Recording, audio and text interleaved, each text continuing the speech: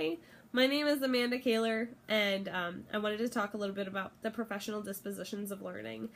I do apologize in advance. I have a little bit of a head cold, so I'm a little stuffy.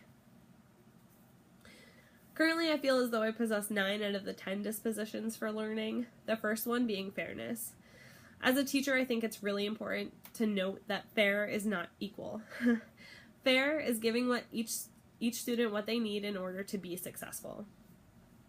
I currently have students who are dyscalculia or dysgraphia, and those students don't, some of them use calculators for math, and others are spelling exempt on assignments and tests. This just helps to even the playing field. It doesn't mean that any of the other students are better than they are. The next one is high expectations.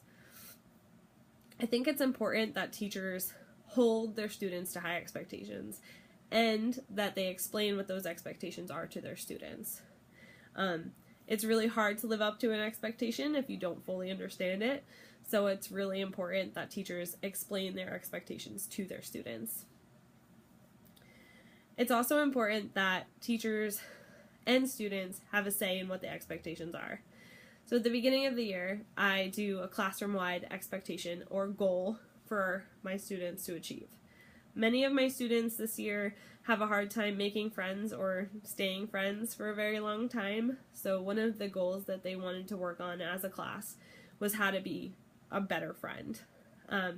This is a goal that we revisit often in the classroom and make sure that we're working on and that they fully understand it, and a lot of them have been making friendships and holding those friendships longer, which is really nice to see. The next one is respect for diversity. I think it's very important that students feel safe in school, and part of feeling safe is feeling accepted.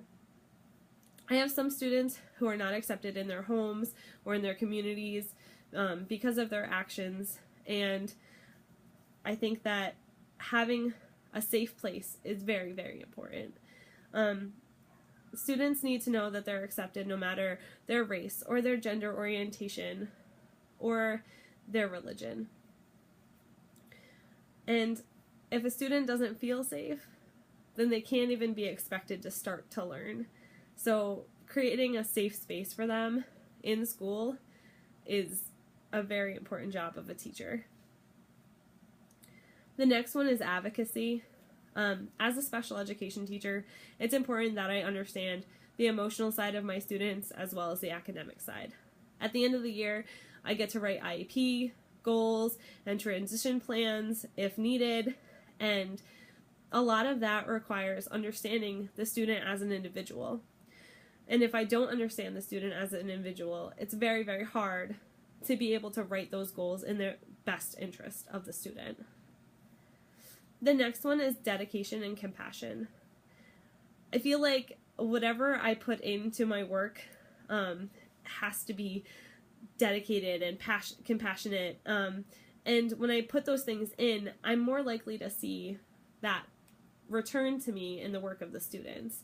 I think it's important that the students understand that I am very compassionate about my job and dedicated to what I do, because that makes them feel more safe and accepted in school as well. The next one is honesty. I think it's very important that I'm honest with the students that I work with. Honesty is a huge trust builder, and for a lot of the students, trust is not easily obtained. So the only way to really obtain trust in a student is to be honest with them, especially about things that are going to affect them in their future. And then also allowing the student in on conversations that will affect them. The next one is curiosity. I think that it's very important to collaborate with more than just a few teachers. 2 heads is better than 1. 30 heads is definitely better than 1. So it's important that teachers reach out to others and are curious about what's new, what's out there, how can I better do this, how can I better incorporate technology into my room, or what are some good books on teaching friendship. those things are better found if you collaborate with the people you work with or even the outside community. I talk to librarians a lot in my community about books and what's new and what's exciting. I think it's the best way to really keep in touch with the best of the best. And the last one I feel I hold is professional conduct. I always try to dress professionally and to speak in a professional manner, and that is in everyday conversations. It's in conversations with my students. It's also in email forms or in communication with parents on point sheets or in phone calls with parents or emails. I think it's very, very important that communication is clear and outlined and professional so that there cannot be miscommunication. The one thing I do feel I need to improve upon a little bit is reflection. As a first-year teacher, I'm finding myself swamped with work to do both before school and after school, and I haven't found much time for reflection in there. I did talk to my mentor, who's been teaching for about 30 years, and she had some really great advice for me. She told me that I should start a journal, and then at the end of each day, take 10 minutes after the kids are all on the bus to simply write down what went well and what went wrong, or what didn't go so well. She said it could be as simple as, today in ELA, I did small groups instead of whole group instruction, and it went really well.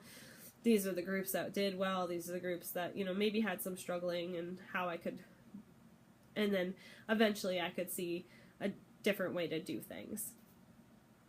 So I'm hoping that I will start a journal and obtain the last piece of professional disposition that I need. So we will see how that goes. All right, thank you so much for watching. I hope you have a nice weekend.